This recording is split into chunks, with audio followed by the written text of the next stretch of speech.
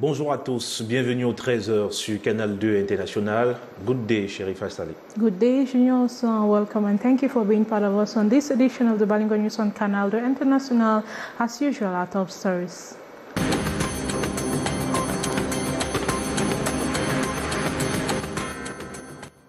Significant breakthrough. Law enforcement have apprehended 3 suspects in possession of 50 kilograms of hard drugs alongside some weapons they are said to have been distributing in large and smaller quantities.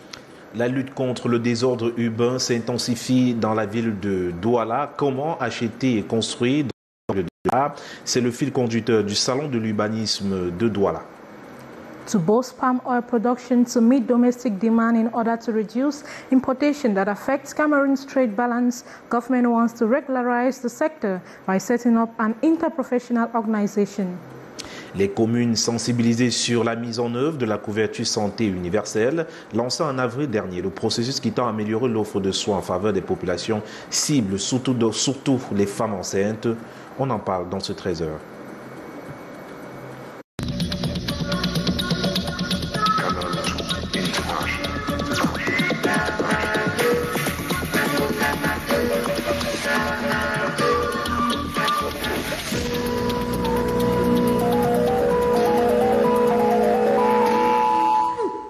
Welcome once more. Law enforcement authorities in Douala 1 have successfully apprehended 3 suspects in charge of drug distribution both in larger and smaller quantities. They were found in possession of 50 kilograms of hard drugs alongside some weapons. Christy Aya reports.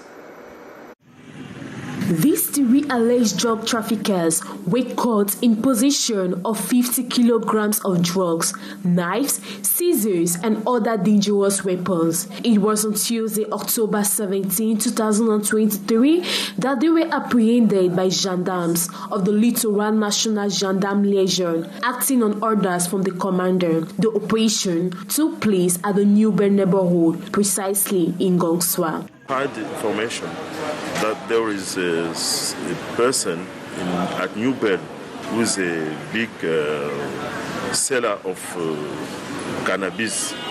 Then once we had the information, we sent some of our elements to the field to confirm that information. Then when the element who went to the field told us that it is really true that there are some people in that place who are selling cannabis. It is from that time that we organize an operation which permit us to hold them and to cash 50 kilo of cannabis. A woman is among the gang of the alleged drug traffickers. The woman is reported to have exploited her role as a water seller at the Gonswa market. Not only did she sell her drugs in small quantities, but also engaged in large-scale distribution and also in charge of alerting orders in the event of law enforcement presence. And the mother who is selling water in the market has the role to sell it in small quantity and to give an alert to any gendarme or police who will come to the area for them to hide it so that those gendarme or police, they cannot find it. This is how they proceed. The commander emphasized the need for increased collaboration from the community in order to combat drug trafficking and other illegal and dangerous activities. He has provided a dedicated hotline number to report any suspicious individuals. And what are the activities not to execute on the motorway, how to drive, and many other don'ts? The Lessons Public Works Minister Emmanuel Nganojumisi handed users and residents around the Yaoundé-Douala motorway, as he tells us in the following report. Beatrice Ngamo. L'autoroute n'est pas une route ordinaire. The motorway is not an ordinary road, highway. New recently developed road infrastructure making an entry in the lives of many Cameroonians. The residents along the stretch of road, traders and car owners plowing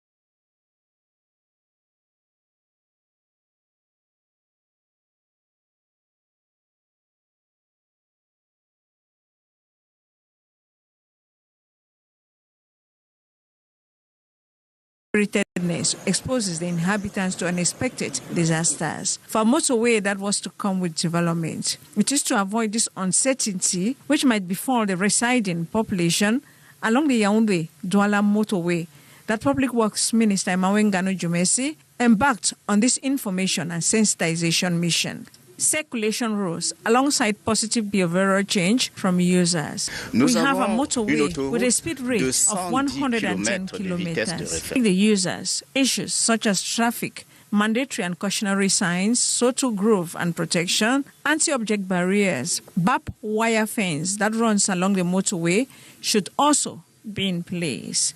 The official operationalization of the first phase of the project is previewed for December this 2023. And over 3,000 youths in the Center region have begun competition for the recruitment into the corps of the Rapid Intervention Battalion B. The thousands yesterday went through various stages of identification and light physical testing processes and exercise which will run for days, as you tell us in the following report. Hi, Sentia.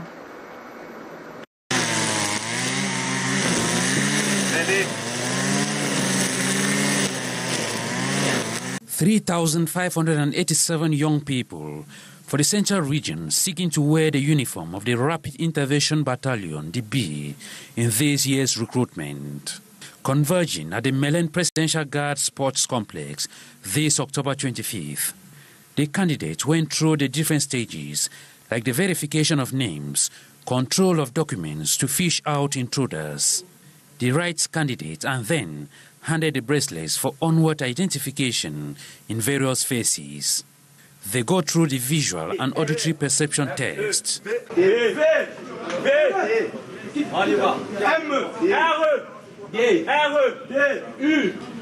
And these to be followed by thorough medical checkup. Next, we'll take them to the medical test to assure ourselves that they are fit to run with 20 kilograms of load on a distance of 20 kilometers. The exercise here will unfold for 3 days and shall be followed by the physical marathon at the esplanade of the Olembe Stadium. Poursuivons donc avec la lutte contre la criminalité dans les transports en commun dans la ville de Douala précisément. Eh bien, le phénomène reprend de plus belle. De nombreux taxis sont devenus des lieux d'insécurité pour de nombreux usagers de la route. Les précisions avec Antonia Guimadi. Le phénomène prend de l'ampleur. Douala replonge peu à peu dans les agressions à bord de véhicules et motos à usage commercial. Des attaques dont les souvenirs sont encore frais dans la mémoire de certains. Il partait à Kombi, Carrefour Kombi. Arrivé dans Ndokochi, il a pris la moto ici au Carrefour Ange-Raphaël. Arrivé à Ndokochi, après le tunnel là, non. On l'a pris sur la moto, donc on est venu, le Benskina a garé lui tranquillement. On l'a récupéré tout. Pour les usagers, l'identification du véhicule, de son propriétaire et surtout le timing sont essentiels dans le choix de sélection pour un trajet précis. Je cherche toujours à prendre les Benskina qui ont les choisis là. Et je mémorise son numéro de leur dorsal là. J'ai l'habitude de prendre les gens un peu responsables. Je me dis qu'avec eux, c'est plus... on peut éviter tout ça. Il faut rentrer tôt pour éviter les agressions. Juste par exemple, moi, 22 heures, je ne me trouve pas dehors. Les passagers victimes d'agressions se mettent sur le garde pour la plupart et les chauffeurs de leur côté optent pour des astuces et une sensibilisation à la prudence sur son client. Quand mes clients sont à bord, j'essaie toujours de vérifier si le passager qui est près de moi, s'il a un sac à main, j'essaie de remonter la vitre. S'il a un téléphone à main, j'essaie de remonter la vitre. Et je demande toujours aux passagers qui sont en arrière de ne pas manipuler les téléphones sans toutefois monter les vitres. Embarquer dans un véhicule accélère le doute. Pourtant, le passager n'a souvent pas le choix. L'occupation anarchique des bordures de route, un phénomène qui va grandissant dans la ville de Douala. On en parle avec Cyril Kwakabou. Trottoirs, chaussées, ici transformés en comptoirs. Des produits vivriers occupent à plus de 85% ce tronçon. Une situation que n'apprécient guère les usagers de la route.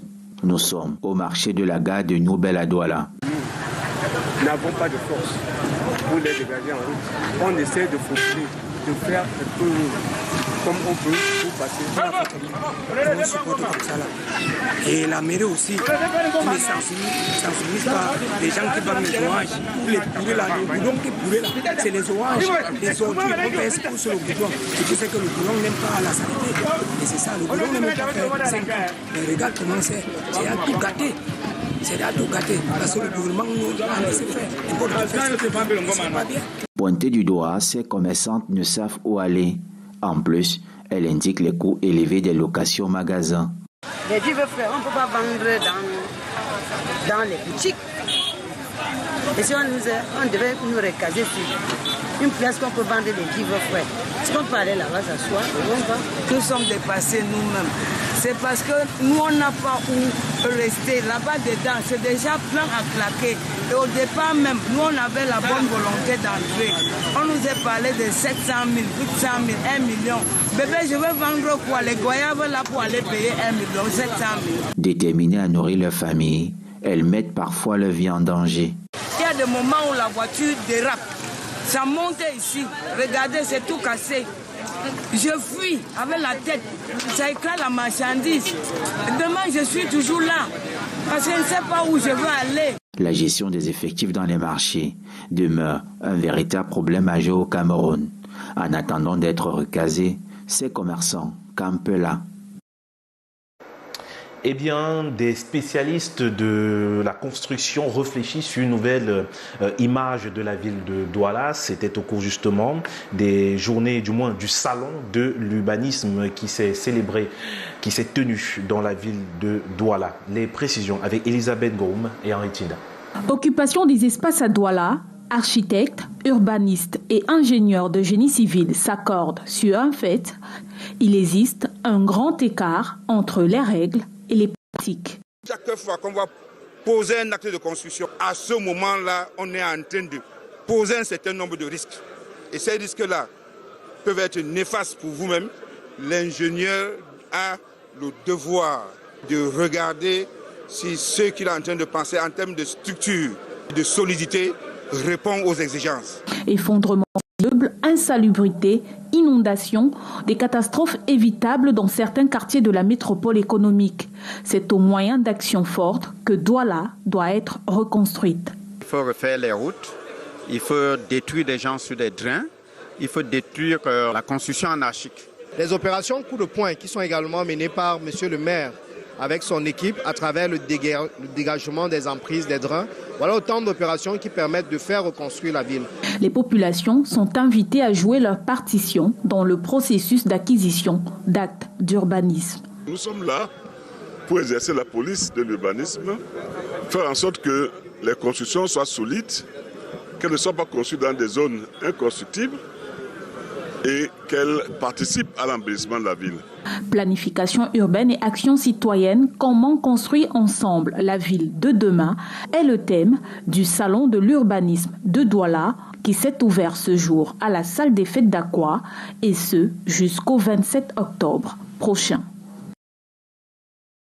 Poursuivons avec vous, Chérif Hassan. And palm oil producers organization in Cameroon are being schooled on the concept and legal framework of inter-branch organizations at a two-day workshop that opened in Douala yesterday, as you tell us in the following report. Gladys Ambodibang. Cameroon imports at least 160,000 tons of palm oil annually to the tune of between 150 to 160 billion francs CFA. Yet, this does not meet the 1.5 million tons annual industrial and household demands, as Cameroon is able to produce just 400,000 tons each year. We want to increase the productivity and the production by using good seedling, by using fertilizer, and by adopting good practices of agriculture. Palm oil farmers, especially in production basins in the crisis-ridden areas of the northwest and southwest regions, say apart from lack of farms-to-market roads that impede their activities, they equally lack markets. In the problem of marketing, we don't have any competition in the market. Second is the ghost stand that is happening in that way. The roads coming to Douala market are always blocked.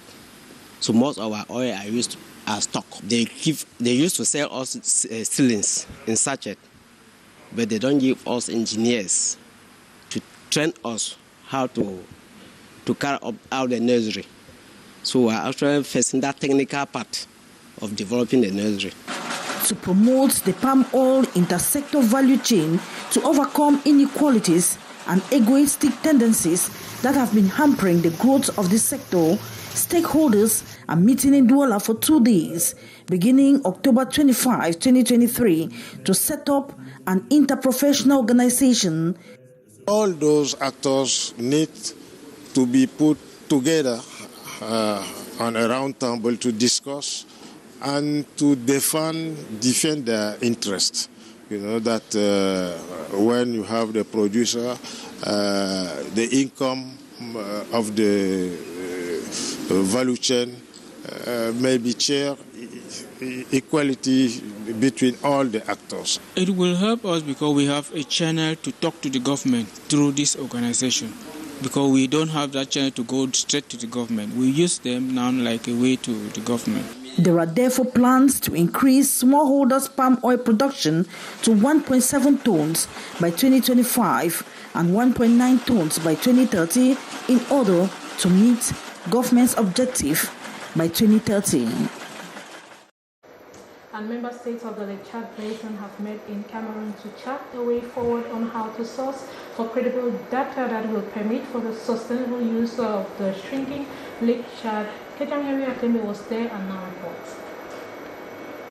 The velocity with which the Lake Chad is shrinking is a cause for concern by member countries who depend on the Lake Chad for livelihood. With more than 3/4 of the water having disappeared, the pressure on the water remains challenging. The Water Charter is an instrument negotiated and adopted by the member states, and actually is a legal instrument because it is ratified by parliaments of the member states to facilitate better understanding and better mastery of the water resources of the basin.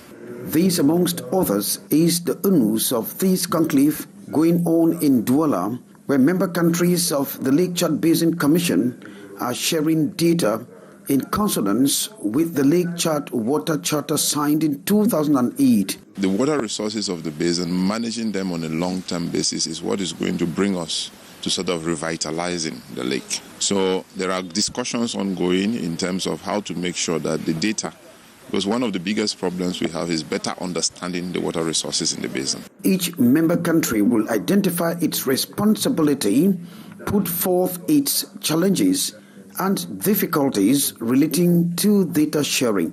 Managing upstream development project must be subjected to consultation and acceptance by member countries and those downstream.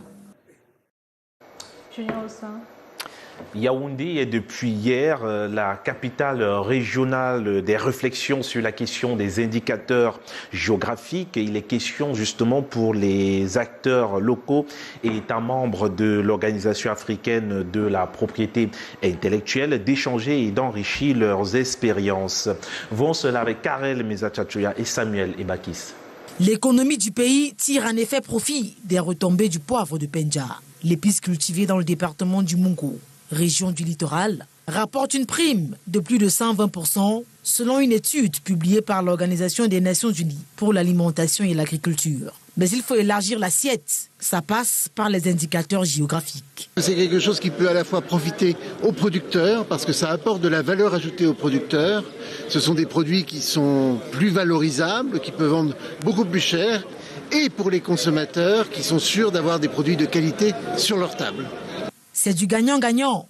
Mais pour concocter cette solution, il faut maîtriser les ingrédients au bout des doigts. C'est justement le plat de résistance sur la table de l'atelier régional ouvert ce matin à Yaoundé.